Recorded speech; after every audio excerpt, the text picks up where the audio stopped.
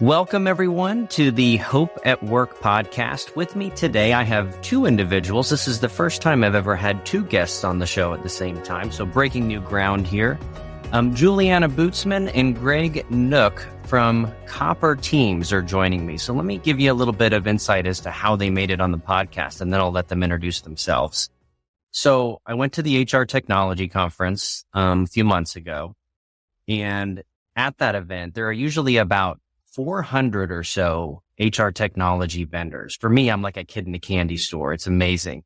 I don't know what it was that caught my eye. I think it was your cool visual that I was like, ooh, that's interesting.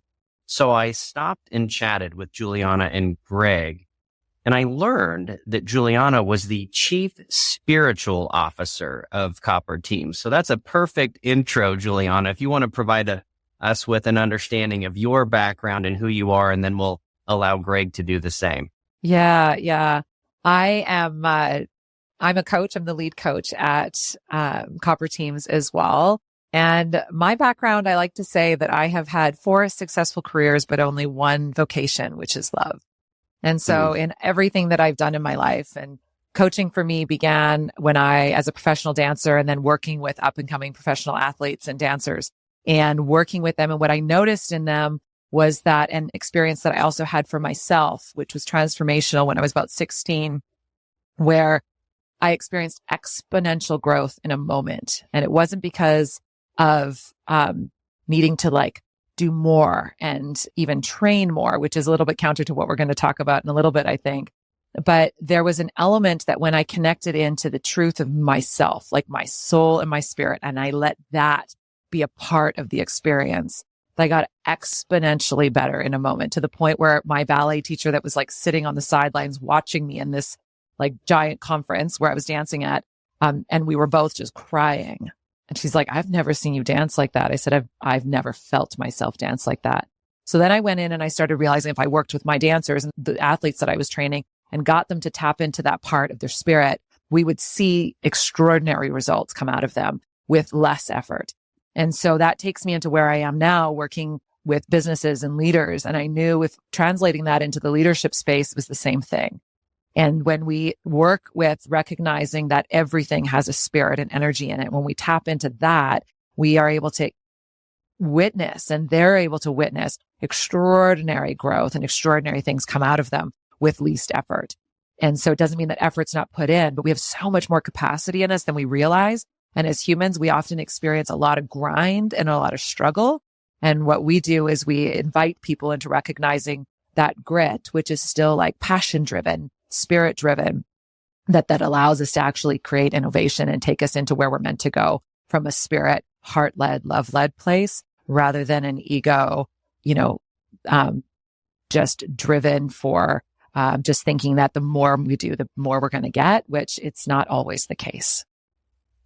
Wonderful. Julianna, I think you win the award for the most interesting introduction. Greg, that's going to be hard to beat. I don't know if you're also a dancer. What kind of background do you bring to the table? Yes, terrible dancer, and I'm not even going to try and measure up. That's not my role here. My role at Copper Teams is founder. I've got a background in engineering, and somehow, I guess through good old fashioned trauma and life experience, I got to the point where I was really, really interested in people, and had just been on many, many teams, both the companies that I built and sold before, as well as being a perennial volunteer. And what I noticed was just, wow, working together is really tough for most of us. And I got to a stage in my life where my current life purpose is to help people struggle less, right? To really serve. And so it came time to tackle the challenge of dysfunctional teams. Right. And research suggests that up to 75% of teams have significant levels of dysfunction. And it's no one's fault in our view, right? Because we're not trained in school and college or most organizations how to be truly highly effective together. So we've bitten off a really hard challenge. People dynamics is challenging. But that's the amount that we can help people is profound. And so that's the mission that we're on today. Love it. So, Greg, you mentioned your interest in people. I share that interest. But I'm curious to know why you landed on teams versus individuals. You gave a little bit of insight there, but I'd like to hear a little bit more about why you decided to make teams such a high priority. And then I have a second question too, because I know that your organization is utilizing artificial intelligence right now, and part of the way that you approach this challenge.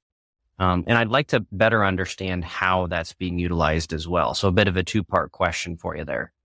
Certainly. Thank you.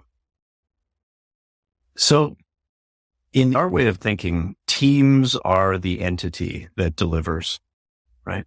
We all contribute individual contributions. That's true. Some of the seminal research, Katzenbach and Smith from Harvard, would suggest that if we're all just contributing individual components, that's more a work group versus a real team. And when we get to a real team level, there's some sort of an X factor. The collaboration creates more than the sum of the individual contributions. And so to us, the team is the entity that delivers. And there are specific team skills that you often see. And when we poll people in keynotes, everyone's experienced team dysfunction, right? I mean, this is a universal thing. And so there are specific skills that we are practicing and learning, and a whole bunch that we've never seen in the team setting that ultimately are required to really thrive as a team. And again, no one's fault. Most of this has not been learned. So the world has done a pretty good job at the what to do. Okay. So plans, tactics, strategies, these sorts of things.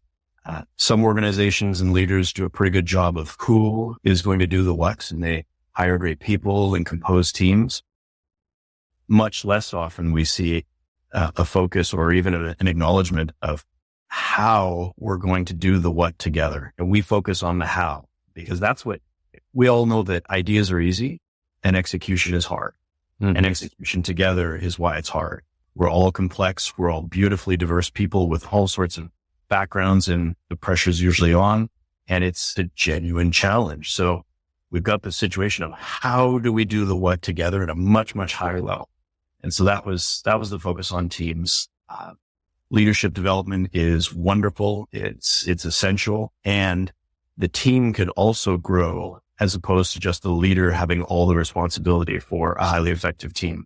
It tends to happen faster when the team is evolving together and on a growth journey together, rather than just the leader is showing up trained and saying, okay, now we're going to do this. And everyone really has no idea what they're saying. So that would be why we chose teams. And the AI component, our product roadmap is very intentional in that we're using AI today in ways that we think are appropriate, right?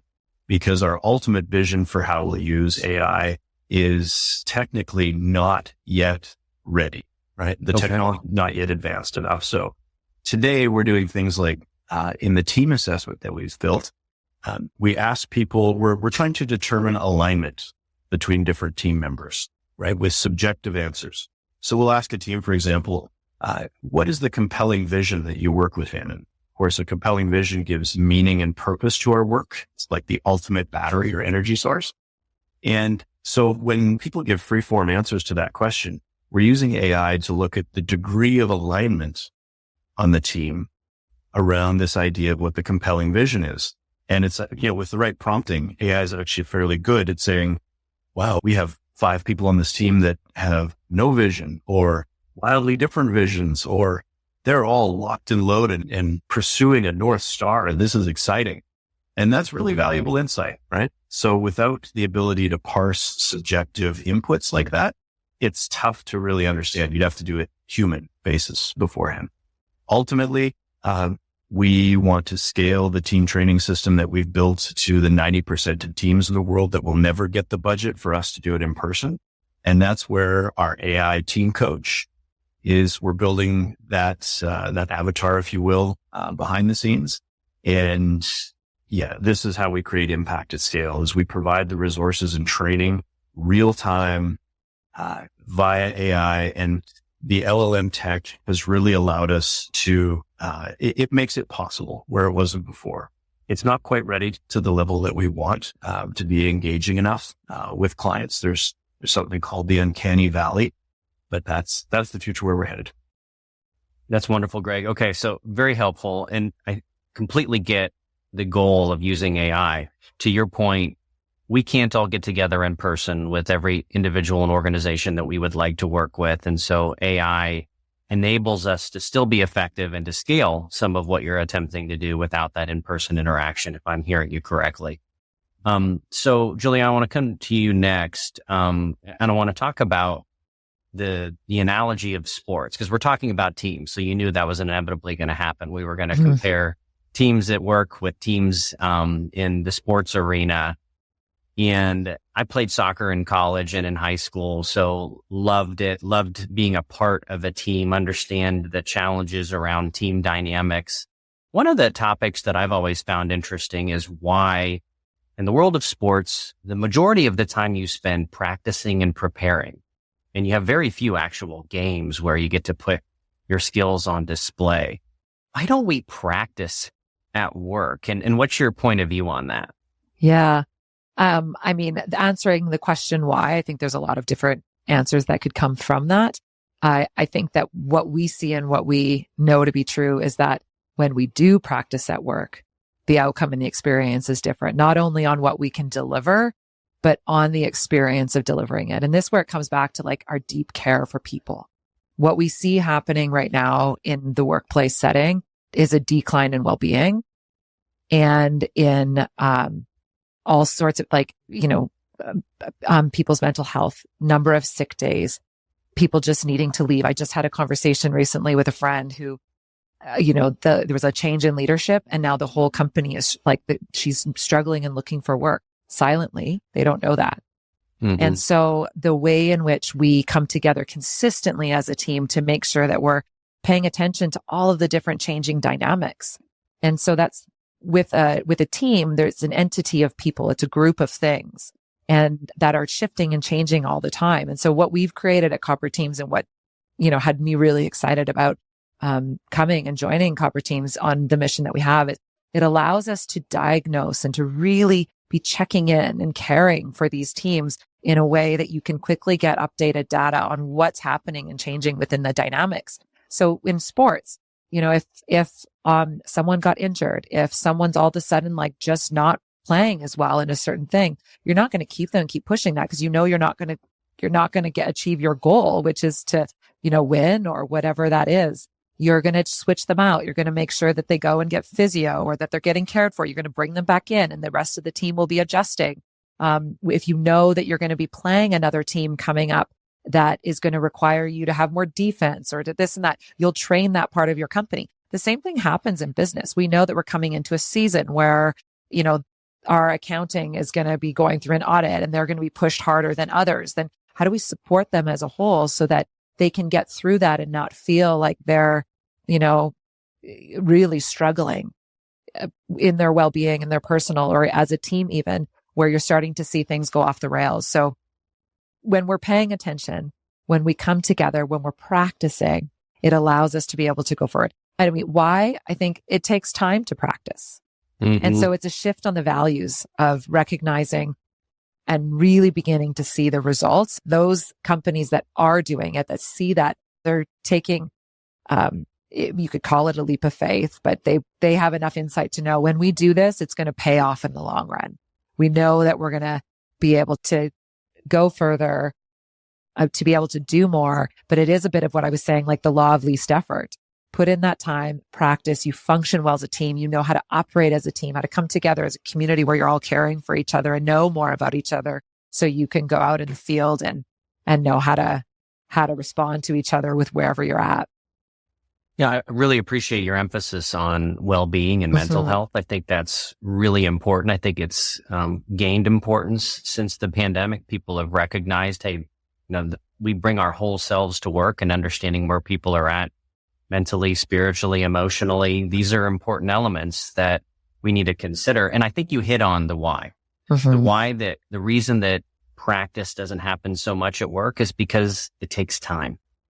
And for one reason or another, a lot of organizations have not found that time to be valuable enough to add to their daily effort. And that's disappointing, because I think most of us recognize how important it can and should be I read the post that you shared today about procrastination, and which is all about time. And so with that, I think that what we've recognized too, and I touched on this a bit in my opening intro, that time is relative. So there's quality versus quantity. And so what we are doing at Copper Teams is you can put the time into practice, but if you're not using that time well, then disappointment comes in, then distrust comes in, and then you leave going, well, was that worth it? And that does happen a lot in training right now, as people put the time in and they're not getting the results from it. So then you start to not trust the practice. Start to not trust the training. So what we've developed at Copper Teams is a system that we call DAT training, which is distilled action training.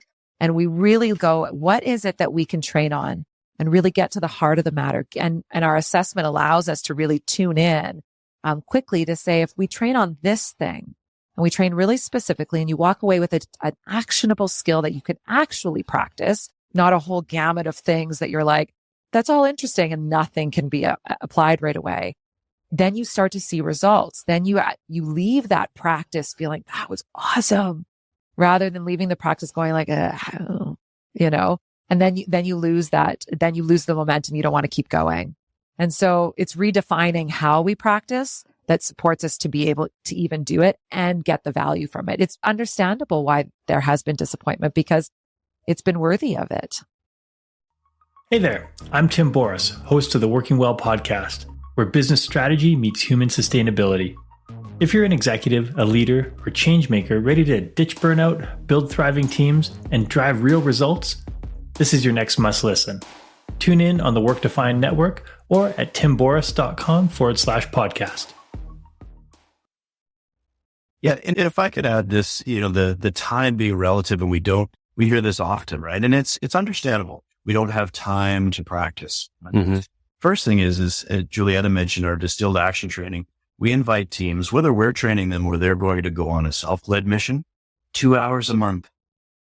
That can make a difference. This is a tiny amount of time in the span. And I'll give you a concrete example. There's one way that we train teams how to make decisions, right? Robust decision making, which is something that most of us actually haven't been trained in. And when they use this particular tool, they make decisions 60% faster on average. So we're spending the time, but what are we doing, right? So if we're going to take 2 hours, right, to make a decision, a big decision, and now we're spending 30 minutes or 45 minutes, well, it looks like we just created time, right? So time is super relative, and it's how effective we are with the time that we spend together. That's the metric. Got it. Okay.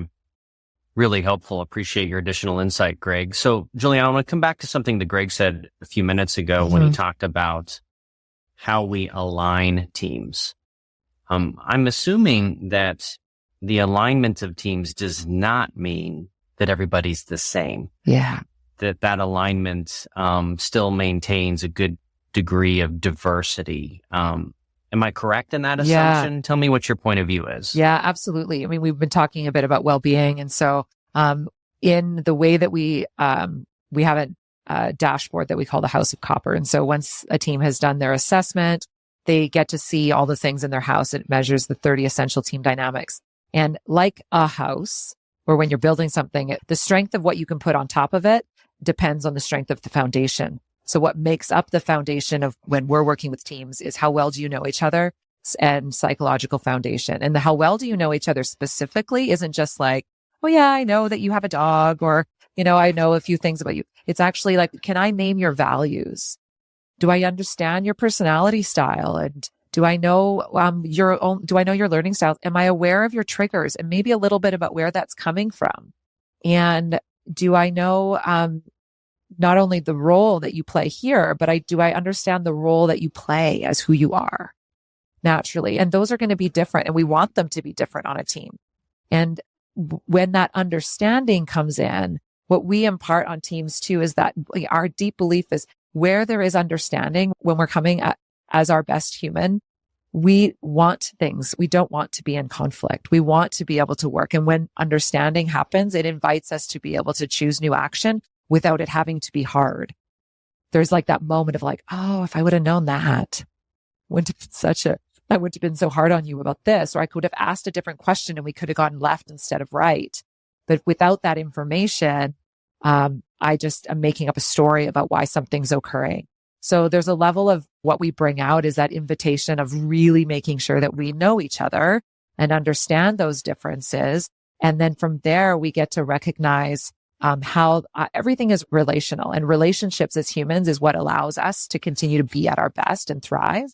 And so coming in and recognizing the thing that's coming up in you that might be challenging something in me is an invitation for growth and opportunity. Mm-hmm. And so we bring that into the work that we do and invite teams to come back into that remembering of, oh, right, that's what makes it fun to work together. Yeah. So how well do you know your teammates? Really important question. And then obviously, as you get to know them, you understand their strengths and their limitations, and the diversity of that team is important. I think if we go back to the sports analogy, and if we've got an NBA team, we probably don't want your starting five to be all Shaquille O'Neal. He was a dominant force in the NBA, but if you had a team like that, you will never make a free throw. And that's a problem, right? So really appreciate your insight and perspective. Want to wrap things up, Greg, coming back to you. I want to get your insight. I know that you've got, copper teams right now that you're really focused on. And at the same time, I know that you're probably a more forward-thinking individual. You've started several companies in the past. When you think about the future of work, human beings in the workplace, what makes you hopeful? And I'm going to ask you the same question, Julianna, so if you want to start thinking about it. I am 100% hopeful and optimistic, and but at the same time, I want to honor the degree of change that's coming as well, right? The potential is unprecedented, and the challenge to pivot for lots of people to get there will be real, right? The reasons I'm optimistic are the opportunity and resources available to us now and in the future to first learn anything you want to learn, right? You can go to MIT and take AI courses for free right now online. And then to create, right? These resources they've never in the history of human beings been as available and as cost effective as they are now. They're trending towards free, right? So whatever it is that you want to do, you can learn it, and then the resources are available like never before to create it. So, for example, on the resource side, we have a global talent pool now. You can go on Upwork and hire anybody that you want on a gig basis, anywhere around the world. Same day, boom, instant team. Another huge thing that's happened now is there's fractional everything available. Mm-hmm. You need a chief technology officer and you don't have $500,000 to hire the latest AI guru. Well, you can hire them by the hour, right? Fractional everything. And then finally, this is really, I think the topical thing with AI is AI agents. So agentic AI. When we as individuals and teams partner with AI agents that are really trained to do specific things extremely well, we want to talk about time to loop back to that. How about we 5x our productivity? Oh, wait a minute. Now we only have to work 1 day a week, not 5. And of course, we'll still work on it, right? But the point is it's like, if you have the initiative to do something, never before in history has the possibility and the resources been there for you to do that like it is now. And it's probably only going to accelerate. 100% agree. Love that point of view. And I've been looking recently at all the different MOOCs that are out there, right? These massive open online courses, to your point, completely free, where you can learn just about anything you want to know about and you don't have to pay a dime for it. Now, if you want the actual little piece of paper that accompanies that, maybe you do, but you've got the information that you were looking for. Julianna, what's your perspective on this topic? What are you hopeful about? Yeah, I think I'll go back to the way that we met, and I'm really hopeful about where we are going. As much as there's lots out there that we could look at that seems, gloom and meek or whatever. What I experience and the people that I connect with is a deep desire to be able to move forward and operate from a place of love, to bring that into business. My title, Chief Spiritual Officer, since I have been openly showing up with that in the world, everybody that reads it leans in and doesn't lean away. So that brings me a lot of hope that when we show up more as who we really are as human beings, which means we have, by essence, have a spirit and we have a heart and we love and we care. And that's what makes us feel and be at our best.